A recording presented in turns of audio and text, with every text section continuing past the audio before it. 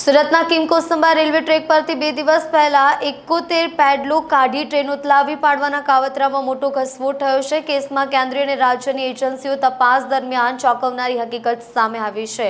Railway track પરથી 71 padlock કોઈ સામાન્ય વ્યક્તિ કાઢી ન શકે તેવી આશંકા તપાસ એજન્સીને પહેલાથી જ હતી। તે દિશામાં તપાસ કરતા ફરિયાદી જ આરોપી નીકળ્યો હતો। રેલવેના સૂત્રો પાસેથી પ્રાપ્ત માહિતી અનુસાર રેલવે ટ્રેક પરથી પેડલોક કાઢી નાખ્યા હોવાની ફરિયાદ જેણે કરી હતી તે રેલવે કર્મી સુભાષ પોદ્દાર જ આરોપી છે। તેણે જ પોતે પેડલોક કાઢ્યા હતા। નેશનલ ઇન્વેસ્ટિગેશન એજન્સીને પહેલા દિવસથી સુભાષ પર શંકા હતી, કારણ કે કોઈ સામાન્ય વ્યક્તિ એક સાથે 71 જેટલા પેડલોક કાઢી શકે નહીં। પેડલોક કાઢવામાં આવ્યા તે પહેલા ટ્રેક પરથી 3 ટ્રેન પસાર થઈ હતી। ત્રણેય ટ્રેનના લોકો પાયલટને કોઈ શંકાસ્પદ વસ્તુ નજરે પડી નહોતી। ઘટના સ્થળ પરથી કોઈ ફૂટપ્રિન્ટ કે શંકાસ્પદ વસ્તુ નહોતી મળી અને એનઆઈએને સુભાષ પર જ શંકા ગઈ હતી। સુભાષની ઉલટ તપાસ કરતા સમગ્ર હકીકત બહાર આવી હતી। આ કેસમાં 3 રેલવે કર્મીઓને અટકાયતમાં લઈ સુરત એલસીબી અને એસઓજીએ પૂછપરછ કરી રહી છે।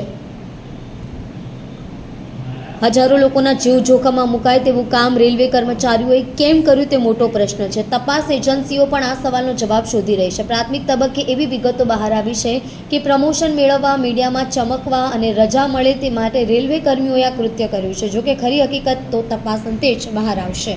સૌપ્રથમ આરપીએફ, જીઆરપી તમામ ત્યાં પહોંચી અને લોકલ કિમ પોલીસ સ્ટેશનને જાણ થતાં અહીંથી એસપી અને રેન્જ આઈજી સાહેબે પણ ત્યાં વિઝિટ કરી અને આજે મોટા પાયે જાનહાનિ થાય અને ટ્રેનને જે ઉથલાવી નાખવાનું જે કોશિશ હતી એ અનુસંધાને બીએનએસની કલમ 3(5), 61(2)A, 62(125) તથા રેલવે અધિનિયમ 1989ની કલમ 150A અને 150(2)B તથા ડેમેજ ટુ પબ્લિક પ્રોપર્ટી એક્ટની કલમ 3 હેઠળ તાત્કાલિક ધોરણે ગુનો દાખલ કરવામાં આવેલો।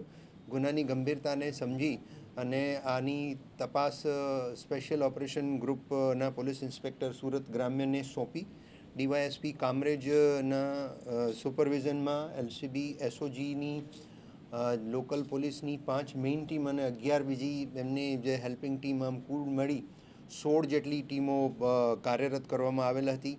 આ ગુના કઈ રીતે બન્યો, કોણે અંજામ આપ્યો, આ તમામ વિગતો સાથે સમગ્ર જિલ્લાની પોલીસની એ જ દિવસે સાંજે અને બીજા દિવસે વિવિધ ટીમો 150થી વધુ પોલીસ અધિકારીઓ કર્મચારીઓ દ્વારા આસપાસનું જે વિસ્તાર છે અંદાજે 5 કિલોમીટર જેટલો વિસ્તાર એનું સર્ચ પણ કરવામાં આવેલ। એનઆઈએ ની ટીમ, ગુજરાત એટીએસની ટીમ અને અન્ય એજન્સી એમના એંગલથી એ પણ તપાસમાં જોડાયેલ। જે સમય અને સ્થિતિ ગુનાવાળી જગ્યાની ચેક કરતાં જે આમાં ટ્રેક ઉપર કામ કરનાર કર્મચારીઓ છે એમાંથી સૌથી જૂના કર્મચારી સુભાષકુમાર પોદ્દાર, 39 વર્ષની ઉંમર છે, ઓલપાડમાં કિમમાં રહે છે અને મૂળ ભાગલપુર બિહારના છે।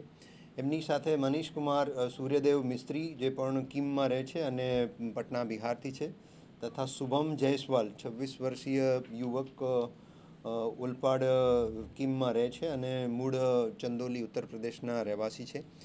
એમના આ ત્રણેય ટ્રેક પર કામ કરનાર કર્મચારીઓનું આ વિસ્તાર એમની એરિયા ઓફ ઓપરેશન ડ્યુટીમાં આવે છે। ટ્રેકને